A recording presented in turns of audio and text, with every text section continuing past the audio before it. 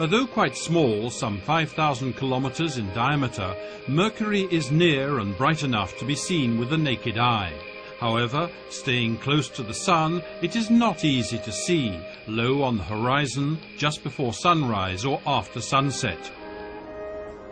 Ground telescopes can discern the planet's surface, but astronomers had to wait for Mariner 10 in 1974 for the first detailed images. NASA's probe innovated, making use of a gravitational slingshot maneuver, swinging by Venus in order to reach its target and repeatedly fly by it, thanks to the calculations of an Italian expert in celestial mechanics, Professor Giuseppe Bepi Colombo. He suggested to NASA that with the same amount of propellant and making use of the spatial dynamical situation between Mercury and the Sun, the satellite, the Mercury satellite, could have flown by Mercury itself 3 times instead of 1. Mariner's TV cameras sent back views of Mercury's surface surprisingly resembling that of our Moon, covered with large and small craters, but no seas or maria and virtually no flat plains. Its most prominent feature is the huge Calorus Basin, probably caused by a meteorite impact.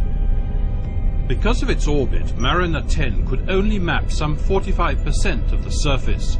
Scientists had to wait 30 years to observe the remainder with the Messenger spacecraft launched in 2004.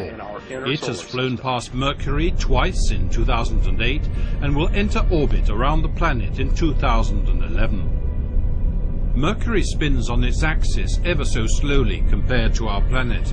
2 Earth months to complete 1 revolution. So the planet's day lasts 176 Earth days, and each night is just as long. Only 58 million kilometers from the Sun, its surface during the day is baked to temperatures of 400 degrees Celsius or more, hot enough to melt metals such as lead. When you want to fly around Mercury with a satellite, you find yourself in a very special thermal situation where you get a lot of heat coming from the planet itself that behaves like a thermal mirror, and then from the side you get the heat from the Sun.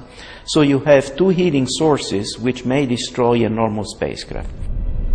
But what is the planet like inside?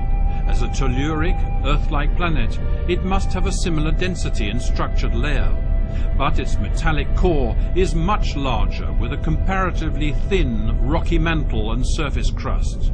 It has a strong magnetic field, and its extremely tenuous atmosphere is hardly detectable. ESA's mission to Mercury, named Bepi Colombo after the Italian physicist, will pursue the exploration of the planet. Launched by a Soyuz from French Guiana, it is due to set off in 2013 on a 6-year journey before orbiting the planet, then gathering data during at least a year.